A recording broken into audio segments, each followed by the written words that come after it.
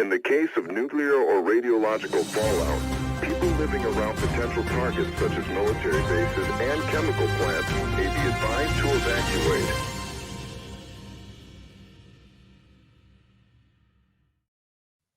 Well, hello, Sublation Magazine readers, Sublation Media viewers, all of you wonderful patrons out there, all of the people who are here because you hate us and you like to watch us stumble. Hey, do me a favor. Never. Click on all the buttons. Click on the like and the subscribe and your belly button, so that we can have all the algorithms and make them happy. If you really enjoy what we do, go to Patreon. There's plenty of stuff up there right now. We get a lecture from Ashley Frawley every week from her classes on Marxism and sociology. We just put out a workshop on the Grundrisse, which is this time it was on the fragment on the machines. I am A and B testing thumbnails on the Patreon, asking my patrons to be my test subjects to see which ones they like best. We're working on, we're going to be starting to work on a movie soon called was Orwell an Optimist? Very uplifting and very optimistic film. We've got what else? Something else I wanted to mention, but I'll let you say something now, Ashley. I'm Douglas Lane. And I'm Ashley Frawley. I'm a sociologist and associate professor at Swansea University and one of the editors of Sublation Magazine and one half of the Sublation Magazine show. And if you subscribe to our Patreon, you will receive lectures from me every week. This week, I've got a really good one going up on value conflict, which is one of my favorite theories that people don't really know a lot about. But if you've ever watched me before, you've probably heard me gush about Joseph Gusfield, a little known and appreciated sociologist that holds all the answers to our problems today. If people would just read Symbolic Crusade, you would understand that a huge amount of what our politics is now is just symbolic politics, symbolic crusades. Anyway, so I'm going to give a lecture on that today. If you're interested in understanding our world and why we can't seem to solve any problems anymore, then subscribe. All right, and the other thing I think I was going to mention is that it is becoming the whole project is becoming defined by what we call the control zone. The Death of the Millennial Left is in production right now. We're going to be seeing a lot more from Chris Catrone, and as we fall into the disaster that will be the 2024 presidential election campaign in the United States, we'll be hopefully hearing a lot from Chris Catrone as he tries to guide us through the crisis and the disaster. But before we get to that, we should mention that this week we're talking about an article by an article by Jason Myles, and it's called "The Stakes is High: Addicted to the Spectacle." You can hear an audio version of that on our Patreon, but I should also mention that Jason Myles is here with us today. Hello, Jason. Hey. Yeah. Thank you. Yeah. So, Jason, your piece you've been writing quite a lot for Sublation Magazine, haven't you? Mm-hmm. And this one was you're one of my regular columnists, are you not? I try to write regularly for Sublation because there's things I want to say that are beyond a social media post, right? And this is one of those things that was kind of getting under my skin, and also I'm a huge De La Soul fan. So, yeah. Well, this is what you mentioned in your article. So, why don't you? I mean, I read this aloud, right? And you can hear me read Jason's words aloud in my nasal white guy voice. I really want to hear that. Like, you don't understand how important that is for me to hear, and the fact that that you do that. There's another thing that we're going to re-edit. I'm going to add a new piece to it for Sublation, which is a piece I wrote for just my own personal Medium page last year called "Is the Online Left a Grift?" And I actually did a video essay for that as well. there's something new I want to add to that, and we're gonna, like I said, kind of edit it down a little bit. So hopefully you'll have that in the next few days as well. Well, I have to ask, do you think the online left is a grift, Jason? No. Okay. I think we underestimate, markets. I think we underestimate true believers. And I think there's, I think when living in your echo chamber, you really do believe that everyone thinks what you think. Mm-hmm. But there's real con men out there, and it's definitely not, some jerk off that, has 400 patrons. You know what I mean? Right. You know what? Whenever I think about this, I think about how Marx talked about that hurt, by the way.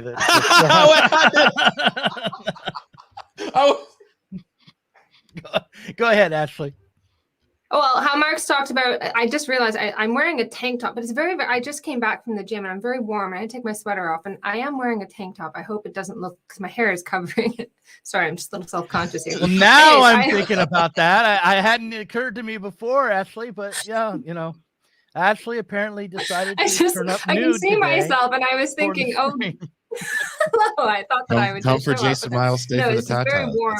That's the Sublation line. I definitely should have given myself more time between the gym and sitting down here. Anyway, I always think about how Marx wrote about communist businesses, and people think, oh, isn't that a contradiction in terms? No, we don't live in a dream world. We don't create the future through imagination. We live in the world as it is. We create the world on the basis of what actually exists. And communist businesses work toward their own self-abolition. Their success means that they will no longer exist. So that's what, and people go, oh, it's a grift. Like, you want us to live in a dream world and pretend that capitalism doesn't exist. It does exist. Yeah. And this is the cloth that we have to make the future with. Anyways, yes. On your article, I absolutely love it. It's one of my favorite articles. This week's magazine is just phenomenal.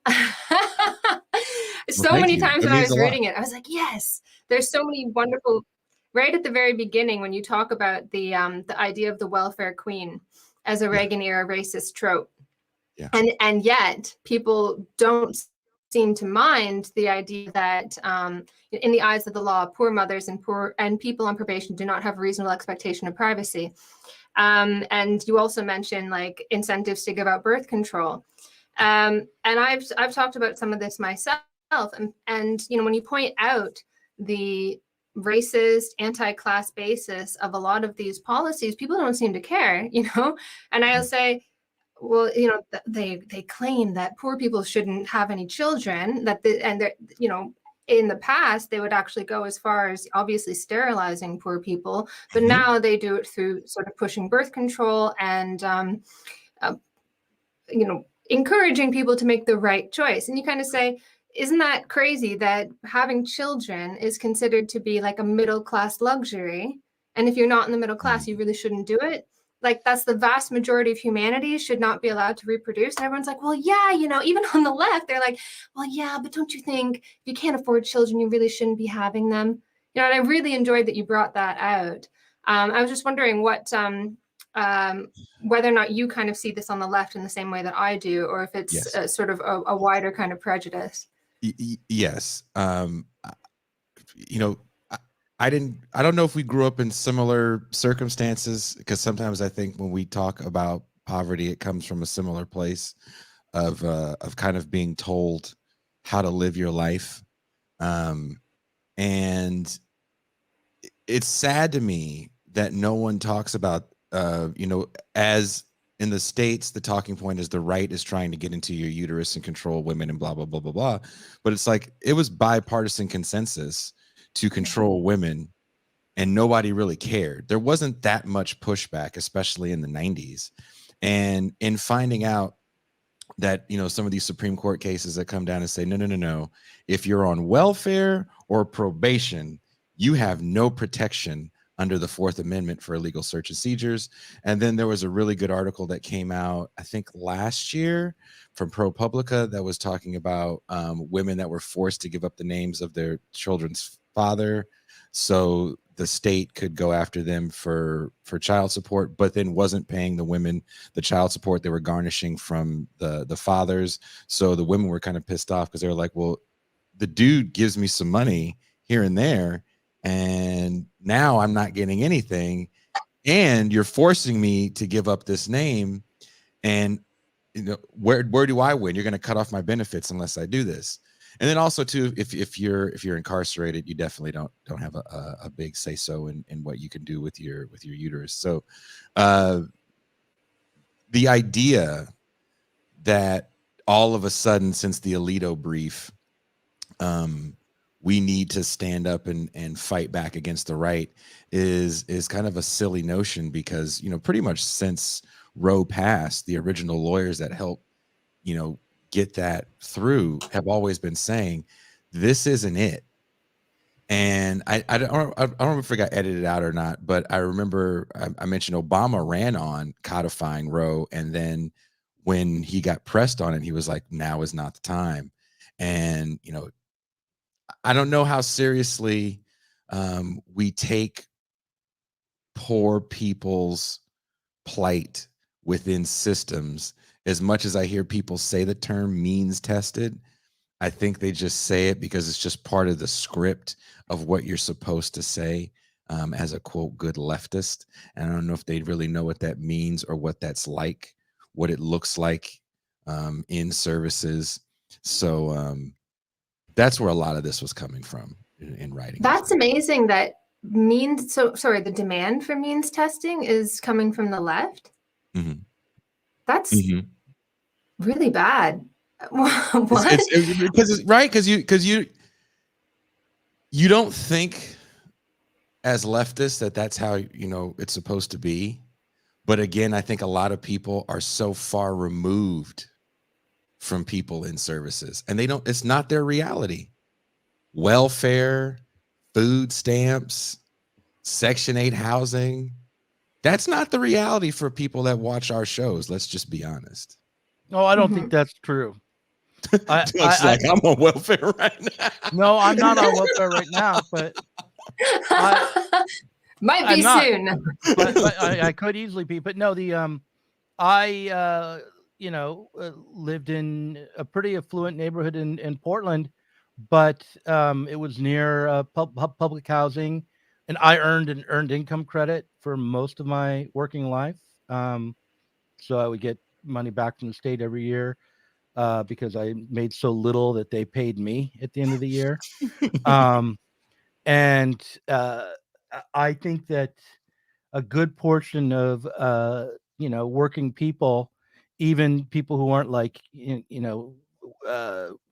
what we think of as working class, maybe they're educated, maybe they have some office job, still can often enough make so little, especially if they're delusional enough to like think that they're going to work in the humanities or for Christ's sake, the arts or something like that.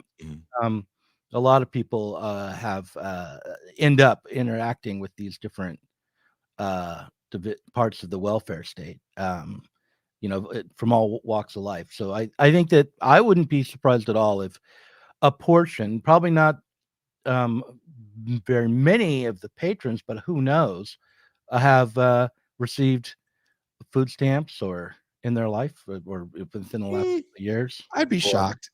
I think if that was the case, people would be a little more understanding and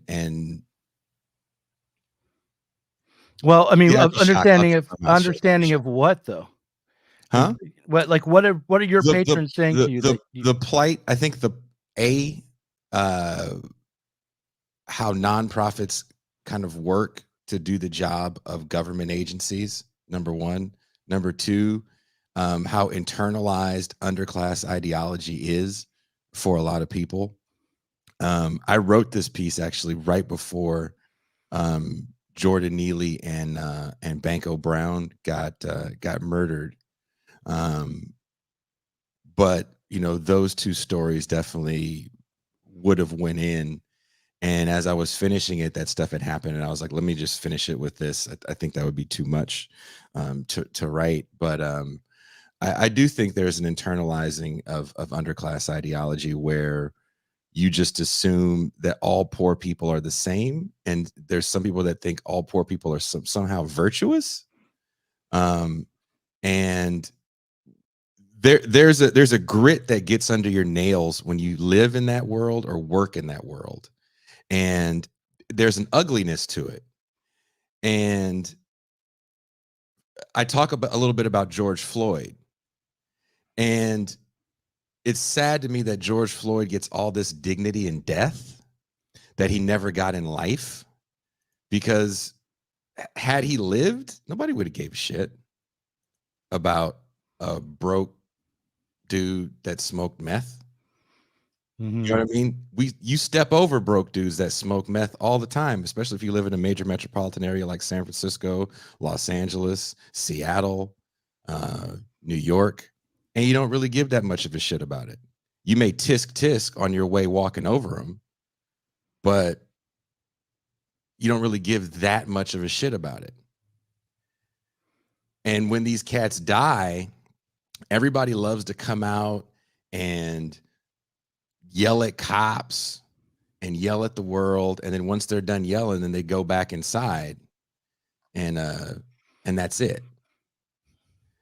And working in that world so closely with these people, and every so often you get the good, I don't want to say social justice warrior, I think that's maybe an antiquated term, but you get someone with some somewhat leftist ideals that walks in, and after they get called names for the third day, they fucking just leave.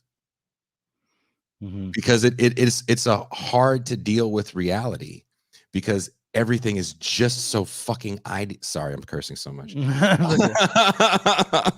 Idealized when it comes to working with certain populations. And that's why when people speak about it, it's either like virtuous or kind of sweeping, almost fantasy reforms that we need to have. And when you're in that community, it's like, okay, well, that's great, but what are we going to do today? What are you going to do right now? The thing is, like, the reason I think more people than you might think have interacted with the welfare state and received benefits might have something to do with the fact that I'm in Oregon, where the rate of participation in these programs is amongst the highest in the nation, apparently, and a good portion of the people who do, about half, are employed. The other thing is, like, in the 90s, under Clinton, there was a shift away from the older forms of welfare and to workfare. And so, like, I recall when that happened, and I was working at an answering service at the time, and getting an influx of young mothers who were, living in poverty, who suddenly had to work. And so, like, I interacted with them every day while I was working at the physician's answering service, and my employer was given some stipend or something in order to bring them in to work there. But it really isn't that small, as you point out in your article. It's not that small a percentage of people who end up there. And also, even though there's this idea of, like, the permanent welfare queen or this generational dependence on welfare, the majority of people come into the programs, leave the programs. Uh, so uh, I'm not advocating for it, or saying that it's bad. I'm just saying, like, I think that more and more, especially since 2008, these kinds of benefit programs have become vitally important for a lot of people, especially considering how uh, many people are permanently unemployed and are, like, no longer on the labor market, no longer even counted. So, like, you've got these people who are addicted to pain medications, maybe, or who knows what's going on in their life, but they're not doing much, and they're on disability, maybe they're receiving food stamps, and it you don't have to go very far. If you're in an urban area, you don't have to walk very many blocks to find people who are living within that nexus of state support, I think. Well, I don't know if we all agree on this. Kind of the pivot to turn these programs into like workfare programs really kind of reinstills a Protestant work ethic in the idea of your validity of citizenship. And these programs are kind of meant to protect people from the freedom of the market. I did read some Luc Wacant when I put this. I hope I'm saying his name right. Their name right. When I put this together, and there were some kind of interesting things that stood out to me. And I've also been reading Cedric Johnson's latest book, and he mentions some of this too, as far as the internalizing of underclass ideology and the idea of gaming the system. I literally had a conversation with someone out here last week, and we were talking about what they did back in the States, and they worked in housing as a property manager, and they talked about people gaming the system and all the wonderful things they had from gaming the system, and I had called bullshit on them. I was like, there's no way in the world you have all the things you say that person has from, quote, gaming the system, because you don't get that much money. Now, if you're selling dope or pussy on the side, that's a whole different story. But please don't tell me you got all that from selling food stamps on the under, or getting an extra cut from an extra child or some shit like that. Like that's, and again, I'm sorry, it's okay. Yeah, no, and you're no, look, you're absolutely right. Like the way that since Clinton, the way that these programs have been implemented and transformed, it seems to me, is that they do almost always require some level of work and participation in the workforce to really survive. Their disability might be, that's the exception. That's and sort of everybody. like, he signs that bill, and I don't know if you guys remember, in front of a whole crowd of black women. You want to double down on the idea that this is a you people problem. He's, and not just like big black women too, right? He just wanted to like really drive it home. Like, here's a whole bunch of these welfare queens that keeps, taking the state money. Now we're going to get these chicks out there and work. So to think that that's not ingrained in the way we see poverty. And also too, we have to accept the fact that in the States, we don't trust institutions because they suck.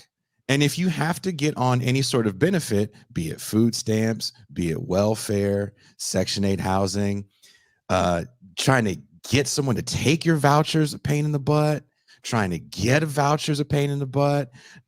Not everybody knows how to navigate that system. When I lost everything in 2007, 2008, my now ex-wife was trying to get on food stamps while I was out working in the Gulf of Mexico on oil rigs. She had just lost her job, and she got food stamps, but because her unemployment was $10 more than the minimum, they cut it off and said, well, you owe us that money back. Wow. And we didn't know how to navigate that system like that. I wasn't there to help. My her family didn't raise. Yeah, this idea, because you got an extra $10, therefore give us all the money back. All of it back. I mean, and she fought, and it all got worked out in the end. But that's a scary thing. It's a hard fight. It makes you not trust systems, right? I mean, the flip side of this is that when you have people who were on welfare, who were struggling to get by on welfare, have to work. What does that do to the workforce that's already there? It sends a message to that work. I was actually trying to organize a union at the Physicians Answering Service because we were being asked to handle calls that we weren't trained or empowered to handle. Like people call up and they're suicidal, and we have to decide how serious they are or whether it's an emergency or not. They, or actually, we have to get them to tell us it's an emergency and use that specific language in order to mark it so that it gets dealt with right away by the emergency rooms or the doctors or whoever. And then, there are a variety of things. I have chest pains, we have to have them tell us that it's an emergency, can't use our own discretion, and no way to people felt overwhelmed by the responsibility and kind of frightened of every call after a while. But there was that problem, and there were a whole bunch of other problems, and we were trained to report on one another. So if you made a mistake on an account and someone else caught it, then they would get points and like maybe even a raise if they would turn you in to the managers. And then you have these people coming in from the work fair, and you get the message. All of you are so easily replaceable. These people cost half as much as you, and there are so many of them waiting to take your positions. So it undermined the efforts that I was making at the time to try to organize a union. And so it is definitely the connecting welfare to work that way, making work into a gift that you're given by the state. It's a very bad thing.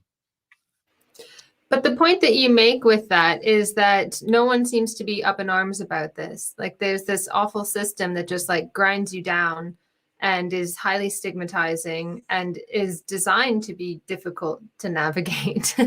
And yet, people, everything is very reactive. When there is a move is acting to things, some event. Do you think it's because this situation just grinds you down so much that it's just when people revolt, it's because they've had enough? Or why do you think things tend to be so reactive? We don't get angry about some of this stuff. I think we've internalized a lot of the mechanisms, right? So, poverty is one of those things that we just see it's constant. It's not going to go away. And these are the people that didn't want to work, or they're drug addicted, or they're mentally ill. They're just deficient in some way. I think I say it in the piece, but a friend of mine, I don't know if he's been on this show. He's definitely been on my show a bunch. I think Doug knows who he is. My friend Conan Neutron, who's a fellow musician. He was over here recording a record in LA. And while he was here, we were having a conversation, me, him, and Ben Burgess. And he had mentioned something. He said, when we can't get justice, we settle for catharsis. And I think there's something very cathartic about a lot of these explosions of protest and violence. And I think there's also kind of an idea that this is how change works, right? Through just protest, because that's what you understand from the 60s and maybe even the 70s, that it's just protest alone that these changes came from. So this act, especially when you look at somewhere like Minnesota, George Floyd isn't the first police murder to happen in that region. Philando Castile, which I thought that broke me as like a man watching that happen, because not only do you see someone get murdered when you find out that he had got stopped like 42 times because of his car. He was a proud union member for like 14 years. He gets shot in front of his girlfriend and the child. So the cop shot in the car with a child in the car. Everybody on the screen is a parent. That's our biggest fear is our children's safety, right?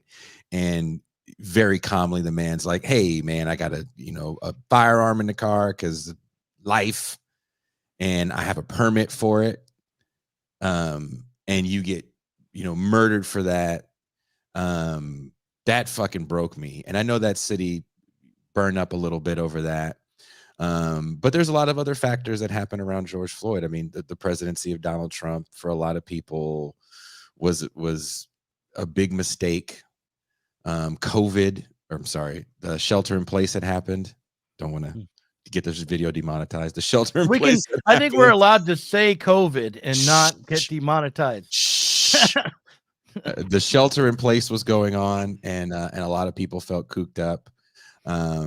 So there was just a lot of factors that, and George Floyd, for some, I think, is a bridge too far. I mean, we didn't see the footage of Breonna Taylor, but you find out about it, the wrong house, no knock warrant. Ahmaud Arbery happens right kind of at the start of the year. So there's a lot happening. And then by the time Floyd happens, it's like the perfect match to a drum full of gasoline, and everything just explodes. But can I say a lot of something? that, I'm sorry, let me just get this out. How much of that was frustration and catharsis? Because who captured that energy when all was said and done? I want to point out that I'm going to be a conspiracy theorist here for a moment. Sure. That when the George Floyd protests first happened, there, that obviously that was a spontaneous rising up from the people most directly affected by the police brutality and the conditions in Ferguson. But when it extended, there were decisions across the country by mayors and governors and politicians and police chiefs and of all types to allow it to continue. And it was sanctioned by the healthcare community. It was the exception to the COVID lockdown. People had, the shelter in place. And so I think that the reason it got legs has something to do with to a large degree. It has to do with the fact that the Democratic Party felt it was in their interest to create chaos during the Trump administration and to allow that expression and that cathartic expression to occur in order to undermine a political opponent. And if was any outcome from the rioting that summer, it was, and it was a risky move, but it was the continued undermining of the Trump presidency, which, I didn't like the Trump presidency, but we should know when we're being played for someone else's agenda. I think you're getting into tinfoil hat territory. Ashley, how do you feel?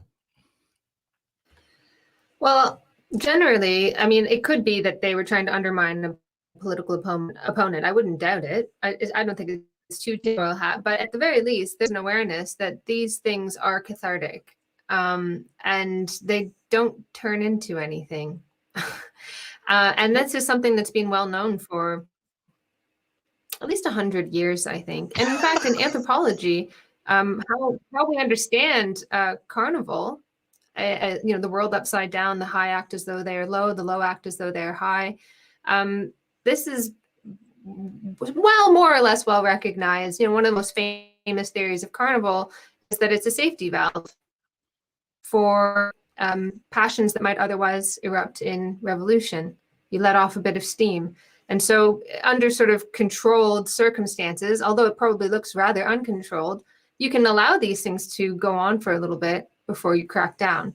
And I think maybe I'm too tinfoil hat. Maybe I've been spending too much time with Doug, but I could well imagine this. Those in power, they're not stupid, and they've been studying protest for a long time. And they know the situations that lead to instability, and they know the situations that lead to anything serious. And they're probably well aware that these things don't have the potential without any kind of organization behind them, a serious organization that is aimed to extend to something beyond the moment or beyond the issue. Then they have a limited ability to disrupt the order. I mean, I want to say one thing to defend myself from the tinfoil hat charge, just to remind everyone that we again there was a shelter-in-place order that was specifically lifted to allow these protests to go on. The healthcare establishment issued a letter in support of the protests. There were many moments when the police could have stopped or turned back protests, but allowed them to expand. The Democratic Party helped to perpetuate this sort of idea that the radical demands of abolishing the police and changing the system fundamentally could be understood as a part of the Democratic Party's platform of defunding the police. There were about as many Democratic Party operatives out in the streets as there were organic protesters in terms of organizers. I'm not saying that they started, the Democratic Party started the protest, but I'm saying No, that of course. opportunistically they took advantage of it, and the only effect that it had was to help confirm the Biden. I agree with that. I agree with that the Democratic Party captured the moment, right? Mm-hmm. But as someone said in the chat, it's not like people weren't getting arrested. And also, too, I think that whole, will police let them do A, B, C, and D? Like, it's almost kind of like you don't understand how policing works. And sometimes you just let the mob do certain things. Watch 91 and the riots that happened in LA, and also watch the riots that happened in Watson 65. You'll let people do so much because you can't just open. Yeah, no, you're right. Of course, you're right. I mean, obviously, let's be realistic. You build up enough of a protest or enough of a riot, then you have to let them, and also, where's this stuff going on? It's generally not going to be going on in the nicer parts of town where people are effing stuff up and tearing up cars. It's happened in blue states, in big cities, in downtown areas, and Portland's downtown area was hardly. Portland's downtown area got destroyed, and I was there for a wedding we both attended. On my way up to that wedding that we both attended, and seeing the downtown area of Portland and the downtown area of Seattle, two places that I spent a significant amount of time in touring over the years, they looked unrecognizable to me, especially downtown Portland. Yeah. So that was not an area that was, particularly already, racked with squalor. It was, it's a nice little downtown area that had, it was going through, going to be ravaged by the COVID, shelter in place orders and the closures there. Anyhow, also the economic crisis that had started in 2008 had already done quite a lot of damage to the downtown area. It had gotten a little rougher. The amount of homelessness in Portland is unusually high. I stayed at a hotel down there. I can't remember the name of it, and I asked the cat at the hotel because me and the person I went to the wedding with were walking around downtown, and we couldn't find anywhere open to eat at 8 in the morning. And I was like, this isn't like Portland. There should be a million freaking vegan cupcake places. What the hell? What's going on, Portland? You have to go cross Burnside into Northwest. That's what the cat at the hotel said. The guy that worked there, he goes, this place has not been the same since the George Floyd protests, and everything moved out of the area. And then when we went to Seattle, it's just a few hours up the road, and seeing kind of how bare Seattle was as well. And I was like, man, this is a little different, because the same thing didn't happen in San Francisco. I haven't been to San Francisco this year. I can't speak on what it looks like now, but it wasn't like protests devastated San Francisco more than the shelter in place did and working from home. What all I'll say is that when all we have to offer is protest, and we have no independent political movement, then it's when possible, our efforts are going to be exploited by the Democratic Party. Well, that's another thing, and I would love to get your guys' opinion on this, because this is more your guys' wheelhouse because you've done the studying. This is just my observations from living life. I haven't done the academic work that you guys have, and I'm not saying that in any other way. Just that Ashley jealousy. Has really not me. It's just my jealousy. But it does feel like in this moment, this era of engagement in which we live in, there is something to be said about people kind of always being on and trying to do and say the right things for a moment. And that moment is good enough.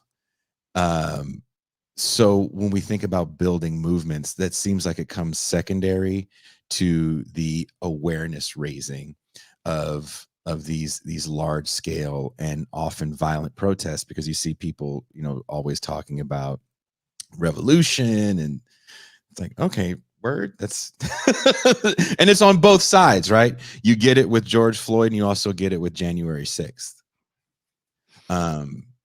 And there really is not a lot of planning in the sense of, January 6th, did they get what they wanted? They breached, but then they had a fucking party and took selfies.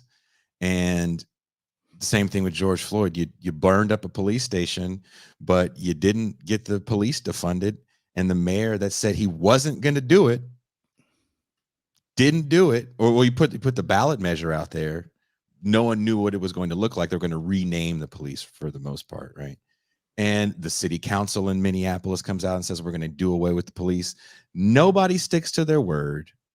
Nothing really happens. Why? Everybody was out there tearing shit up. But when it came down to it, who, again, to your guys' point, who captured that moment? The Democratic Party captured that moment. Do you remember when Bill Clinton was campaigning during the LA riots? Yep. And how what was what I would say was just kind of a spontaneous rejection of the conditions in LA for Black people was turned into a promise for the very programs of workfare that we were just talking about in the beginning of this program. Like, that was the solution he offered. It was like, we're going to turn these communities and turn Black people into entrepreneurs. We're going to help them start businesses, and we're going to get people back to work. We're going to get everybody off welfare and get this culture of dependency broken. That was Bill Clinton. That wasn't Ronald Reagan or Margaret Thatcher. That was Bill Clinton. But also, let's keep in mind, and this is what's kind of scaring me, and I'll be, here's a shameless plug. I'll be hosting Ben Burgess's show later this evening. Where I'll be. You don't want me to host yours? You could ask. I could be glad. You could ask, Doug. You didn't win. Just Doug's like we'll have a colored guy on, but hosting the show is just too far. Okay, what do you think this is? That's not what I was thinking. I can't lose all this. They'll see you on and be like, what the shit? Jason, I was ready for you to say some rad lib shit, and then you brought Ben Burgess into it, and I fucking knew it was going to be rad lib shit after you said that. Nothing to do with you hosting or not hosting anything. It's like, well, Doug, before you go too far, Ben Burgess. I'm like, Ben, oh fuck. Yeah. Okay. Yeah. Well, like, what does Ben Burgess say to well, he was my shut neighbor. Me down. Anyway, go ahead. He was my neighbor. But what I'm seeing, which is really frightening, is a literal verbatim repeat of 90s. The only big difference to me is that the influx, and I wrote about this for Sublation Magazine last year, if you want to check that out. In the 90s, an influx of very cheap cocaine had such a high markup that there was so much money to be made. You have insane violence in inner cities, especially in places like Los Angeles, right? And even where I'm from in the San Francisco Bay Area. And the gangs in LA became perfect distribution centers. So that's why you have so much recruitment that becomes violent recruitment, right? It has a lot to do with the market that's created from the cheap coke. We don't have this influx of cheap drugs like that. Fentanyl is a little different because you can't step on it like you could coke, right? Was that, what do you mean you can't step on it? You can't take a kilo of cocaine, cut it with something, cook it down into crack, and make, from a $3,000-$4,000 investment, turn around and make 50, 60, maybe even $100,000 off one $3,000 to $5,000 investment, right? You can't do that with fentanyl. You can add it to stuff, but Right. it's not the same. So with fentanyl, you see a lot more addicts selling to addicts.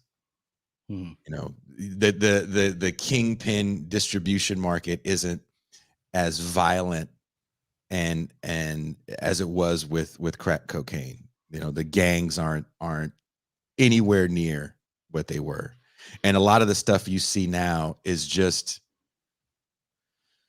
a lot of quality of life crimes, but they are starting to get more into muggings. But there's a lot of property crime. And because of all this property crime, coupled with an influx of more leftist lawmakers that come out of Sanders, people are starting to get upset, especially in big cities. You know, regardless of if you voted for Chesa Boudin to get in office because it sounded great or what, you know, and I like Chesa. People definitely were cross with him because they saw the problems in San Francisco as him not taking property crime seriously and homelessness seriously, which I disagree with. I think he took it as seriously as he could. And I think when you want to try to re-envision this stuff from a true leftist perspective, it's not going to be perfect overnight. And it's foolish to think that. Well, how is okay? Like, I think what you brought this up, I was saying something like, you know, these big crises are the Democrats come in and they campaign on whatever they want to do anyway and offer that up as a solution. And you brought up the drug problem and the specifics of the material conditions now, but how was that a response to what I was saying about how the Democrats are opportunistic? Well, because remember, it's even figures on the left. Ishmael Reed in 91, I believe, says that even a 13-year-old crack dealer deserves a life sentence. So when the Democratic Party is coming through saying they're going to be tough on crime, we're almost 30 years from the 94 crime bill, right? An anniversary, if you will. And I don't know if we're going to get a sweeping federal bill like that. But Hi, Ashley. She's back. Hello, green screen. Could Sorry. have flashed us all. That's what. No, it's flash the green screen. But it did seem like especially naked. Anyway, you were making a very heartfelt point. Well, I think there's a return, and that sentiment that the Democratic Party had was being echoed by a community. You know, it's in the culture. Public Enemy has a song called 911 as a joke. It's not about ambulances not showing up. It's about cops not showing up when you call them. Right. And you see the movie Boys in the Hood. That's in the first act of Boys in the Hood. Someone tries to break into the main character's house. He fires a gun. The cops take forever to show up. And Larry Fishburne's character said, "We've been here for over an hour waiting for you." Right. This is the sentiment of people in these areas. We have crime. You people don't care because we're poor and brown and black, and you don't give a damn about us. And the Democratic Party came in, for whatever reason, it resonated in a way that it didn't resonate with Reagan, and said the same thing that those cats have been saying for some time about how they're going to be tougher on crime. It was the We're going to give longer president. sentences. It was our first black president, Bill Clinton. Yeah, thanks, Toni Morrison. The late Toni Morrison. Yeah, you know, he played the saxophone on Arsenio Hall. He kind of had this Southern twang that a lot of my family got behind, and I get it. You know, another thing people have to realize is when these cats, as someone that lived in that area, when these cats were getting arrested, wasn't nobody crying for them. There was no moms going, "Oh, my baby, my baby." It was like, good. I'm glad they're going in, and I hope they go in for a long time. So that sentiment is returning, and I think it's a scary moment. Just because those of us that may watch these shows and consume this certain kind of media may feel a little different, that may not be the sentiment of the country as a whole. Well, we should think about why workfare Mhm. was and sometimes attractive to working class people. Mhm. Because the thing is, most working class people don't want to be getting handouts. And people feel like everyday people feel like, you always hear the story like, oh, my uncle hasn't worked in years, lazy bastard. Why doesn't he get a job? Oh, he's on disability because he's such a schmuck. And or whatever, or I had a woman tell me uh at one point who was looking for work. She said, I said, have you thought about getting unemployment benefits? You probably could qualify for unemployment. She says, I'm not going to take any handouts. And I was like, Mhm. yeah, you paid into that, when you were employed. That's not a handout. You earned that. She's like, no, I'm not taking any handouts. And she just went out and found whatever job she could at whatever pay level she could. And, also worked through kind of a network of like, I know you and you know me, and you'll scratch my back and I'll scratch yours and get me in somewhere. And who do you know that has some fucking money, who's running things? And so, that's the culture. The culture is they want to work, they want to be productive. People want I want to work. I want to be productive. I don't like to think that I'm a parasite on anything, and nobody does. So, that's why workfare might be attractive, even though if you take a step back and it's like, oh, it undermines working class overall to create these conditions where you can swap people out with government assistance and give employers a little bit of state funds to fund people who are going to be pushed through, in a churn of employees. That's overall bad for working class power and solidarity, but it does fit with the ethos of most people, I think, in the country. And you can call it a Protestant work ethic. Go ahead. No, as because work is what makes you human, right? The fact that capitalism turns us around and uses it against you is one of the most horrific things about capitalism. Just champion the opposite. Like sitting on your ass at home also isn't good for you. Like lots of people manage to live just outside of starvation and have their basic needs met via welfare or even in prisons, and these are not the blessed of the earth, right? Like just being able to just being able to be creative and use your human faculties is a good thing. The fact that this then becomes like a boon for employers and then becomes another reason to exploit you even worse is one of the most horrific things about capitalism and American capitalism in particular. But the answer isn't to sort of say like, oh well, there's nothing wrong with there's nothing wrong with sitting on your ass. Like fine, yeah, some people will do that, and I understand why you'd want to drop out as well. Is also totally understandable response. But most people, there's nothing wrong with the fact that people want to work. Right. Yeah. We just need to work together on breaking out of the spectacle. Let's talk about that, a bit, and maybe. I mean, that's the challenge, man. The spectacle is so addictive, especially now. We're just, like I said, I think I've been throwing around different ideas, and again, me and my former neighbor, he has left me for the States. We're talking about living in the era of engagement, where everything is done for engagement.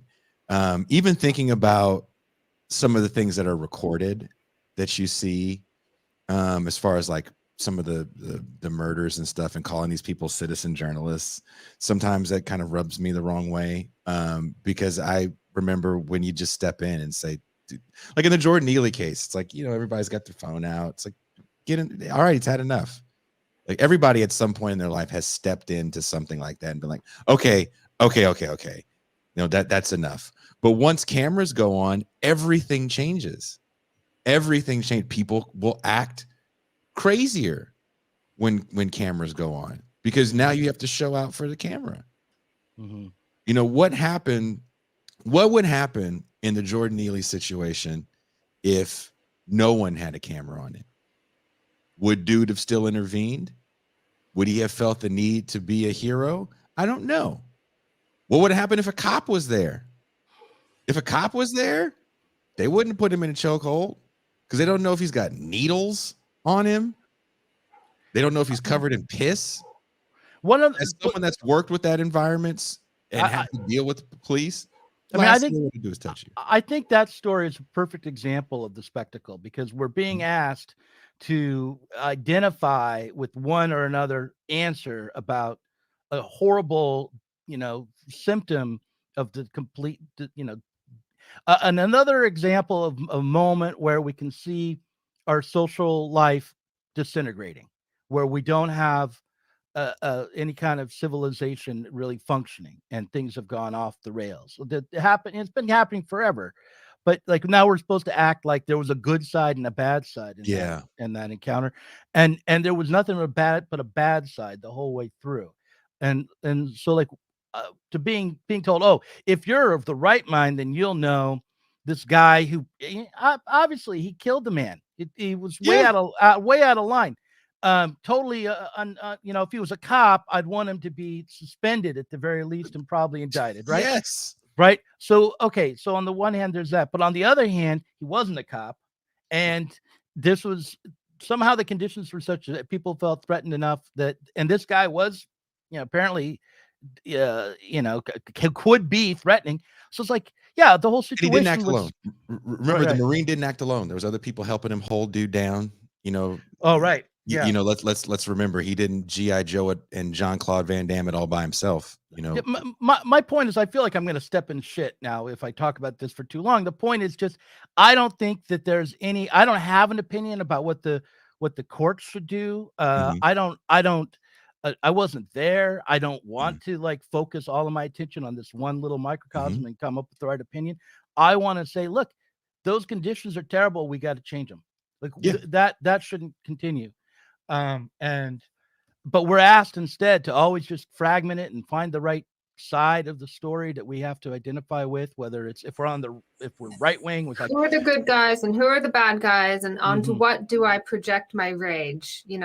All of these incidents, they become receptacles for everything that's wrong in the world.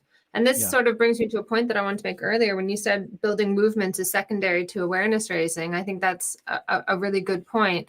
It seems that we have very little idea of what it would actually take to build a movement capable of revolution. We have no idea at all. It is just the spectacle, and it's responding to the spectacle and being part of the spectacle. We've been talking on Sublation about, I did an interview with Spencer Leonard that just came out last week, actually, where we talked about the 18th Brumaire of Louis Bonaparte, and why I think like 1848 is so interesting, and Marx's studies of that time period is so interesting, is because at that time, Marx was like, no, guys, you're not organized enough. You don't know what the hell you're doing. You don't have any consciousness. But he still supported it. He still was behind it, and he said it's kind of a learning moment. Right. And the next time we will be aware that we need to be more organized. We can't just be too reactive and so on. Obviously, it's way more complicated than that. And you can go watch my discussion if you want to know more. But I feel like we haven't actually learned from that. Like maybe we got to 1871 and this awful, enormous slaughter. And then, actually, no, we did. And then we learned from that. And then we had 1917. And then that failed. And it's like, let's just forget about that whole history, because look what happened when we tried to change things. It all went to shit. The USSR failed. Yeah. And now what can we do? All that we can do is express our discontent and feel a little bit better and go home feeling like we've done something. That's where we are now. And it's frustrating that. No, please finish. I'm sorry. Go on. Yes. No, I'm sorry. It's just frustrating that we haven't seen to have made any kind of progress since the sort of like death blow of the end of really existing socialism. And I try to be optimistic and see like maybe there's some progress. Like in the 2000s, it was like carnivalesque protests, actually like very much carnival atmosphere, this obsession with like nonviolence, like really making a spectacle of nonviolence. Like how many times we had to put fucking flowers and guns. Yeah, I get it.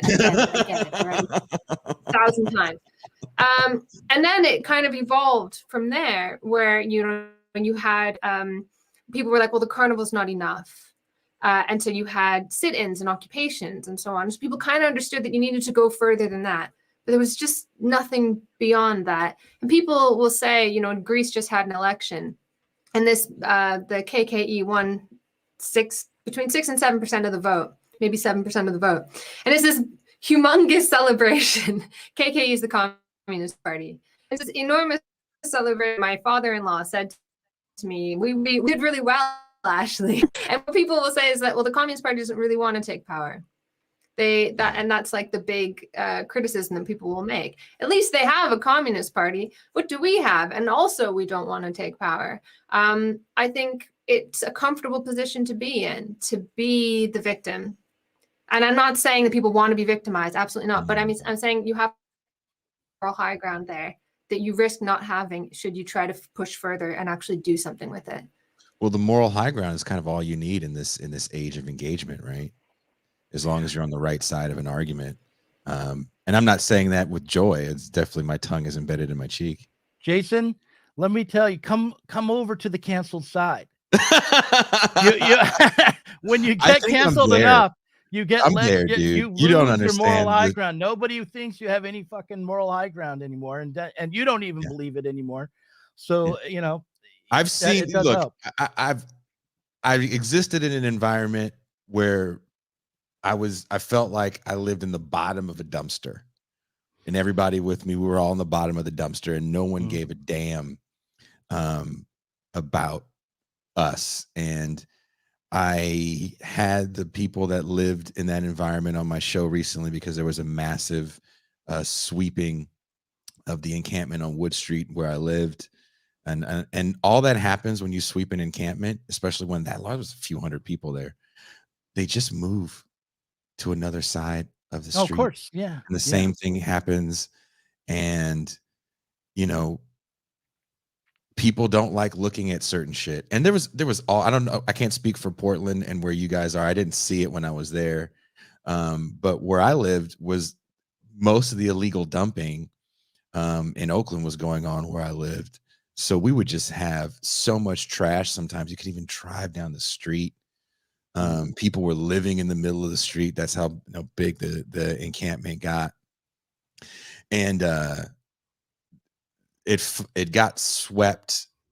And I found out that there's some people that I was actually very close to had passed away in that encampment. And again, I hate the fact that super tragedy needs to happen for us to acknowledge that this segment of society exists, because so much we talk about this stuff on a federal level and not understanding that the laws and the reform and the housing, all that's happening on a state and local level.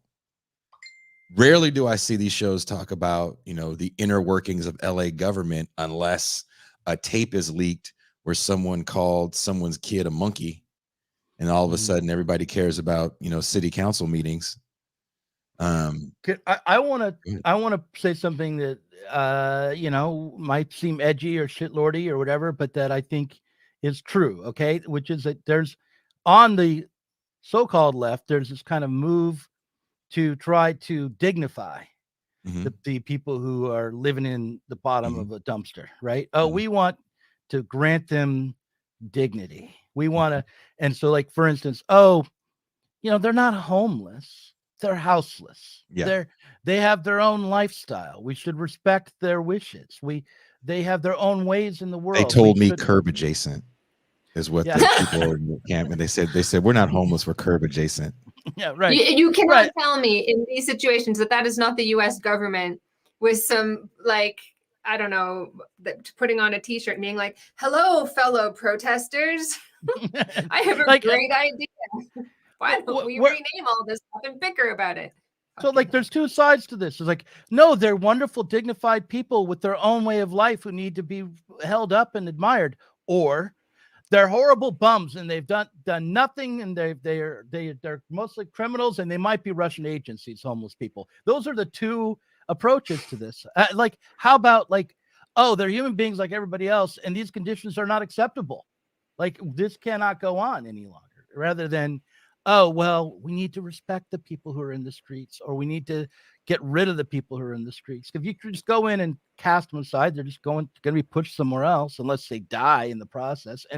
Or if you just say, well, let's make room for this kind of approach to life and provide them with the little band-aids of services, it's just going to deepen in whatever the underlying conditions are. No, I'm a fan. I'm all for being real about the shittiness of it. Like I'm in the heart of this kind of crap in universities. I remember going to these seminars we used to have every Thursday when I was doing my PhD, and it was like this woman had done ethnography in like a housing project, and she was like, yes, it is, but there are pockets of resistance. And I was like remembering back, and I was like, maybe there's one place that she was at, but I just remember it being endless shit and people stealing your stuff all the fucking time, and like pulling my hair out from frustration because you could never do anything, or like that you got to be real that's like it's not a choice between like glorifying or idealizing. And you also have to understand, like, just people don't have to be pure of heart for you to stand up for them.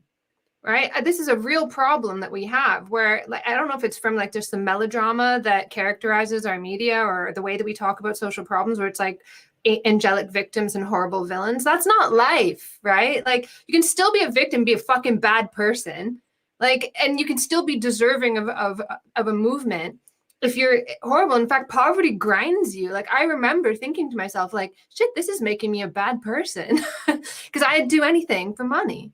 I would, because I was so desperate. When you're in the environment where the dirt's under your nails, and when I say that, I mean you're dealing with people that have done horrible things, capital felonies, definitely a lot of pedophiles, a lot of spousal abuse. This is every day. I'm going to see it every day, not every other day, every day. I'm going to break up a fight. I'm going to pull a woman's head from under a man's foot. About every day. I still want those people to have health care. I still want those people to have housing. We tried to start programs to help men deal with their own violent natures, women dealing with the violence that they suffered, and we didn't get that much support from the nonprofit when we did it. And when I left the shelter, they ended all the programs. And you really have to be true to your ideology. And that's why I always want to talk about the people that aren't perfect victims, because if you're really about it, if you're really an abolitionist, then you got to hear the real story about someone that's murdered someone else just because, I have a close friend murdered somebody, got high, got mad, saw their cat with somebody else, and murdered him. Served 25 years and then got deported. I don't think that's right.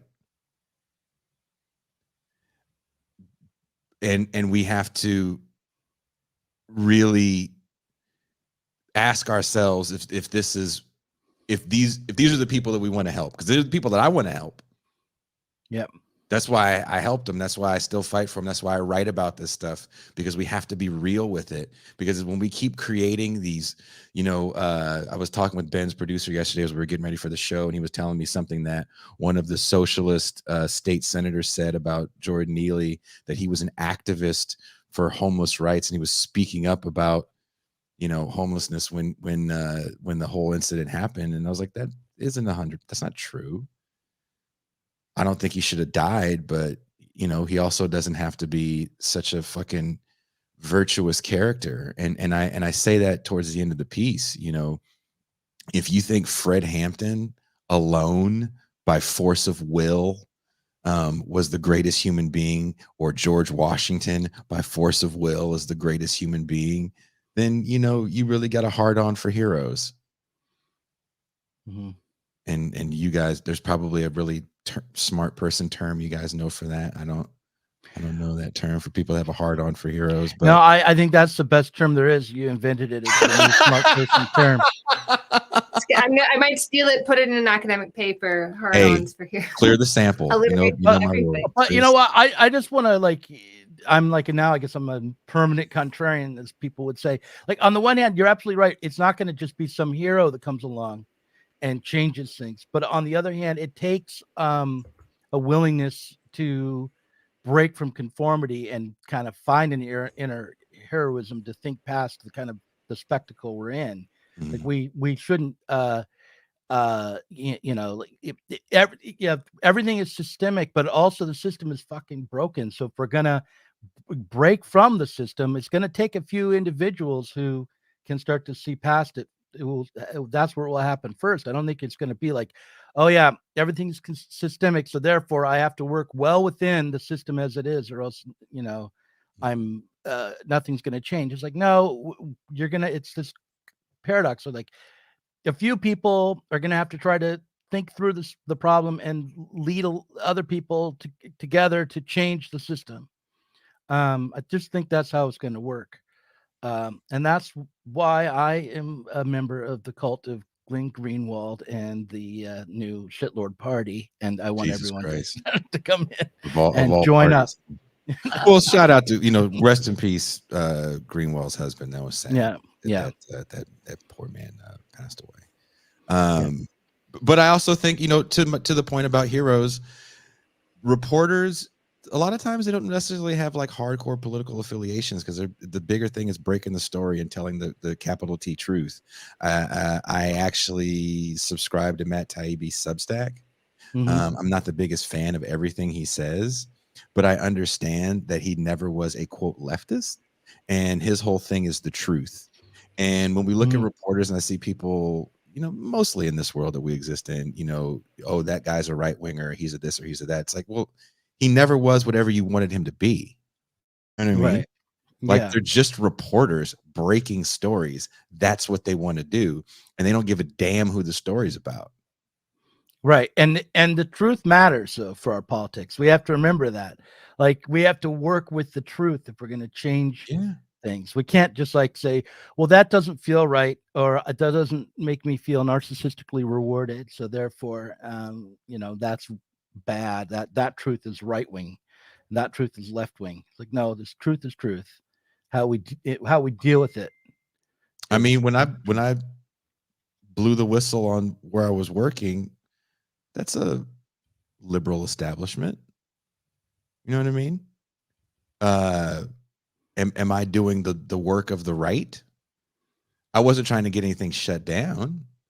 I just wanted the county to understand the conditions in which the tenants were in and the workers were in. And, you know, that's just the truth. It doesn't really have a political ideology at that point.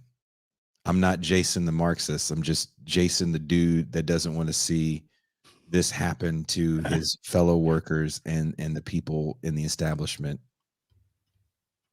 Someone's saying in the chat that I lost my girlfriend over Glenn Greenwald, and I just want to point out, you're taking that shit too seriously. I'm like, I didn't. Okay, and well, on her behalf, on this woman's behalf, that was not at all what happened.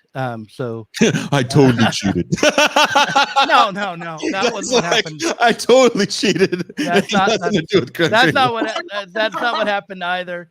No. Well, look, we have to go to the pair. All right. I want to. Sorry, I'm letting my personal shit get in here. Go ahead. You also use the example of France, and I want to know: is that what we need to compare ourselves to, or is it actually just also low expectations, as Russell Jacoby said recently? So I want to talk about that. Yeah, I want to also. So Doug, stop reading the comments and play the outro. Okay, well, there was someone who said that they were on benefits. I think it got flashed on the screen. I want to come back to it before we go. It's like Soda Cabbage says, I'm a frequent watcher of the program and have had to live on disability for most of my adult life. There are poor folks here, or me at least.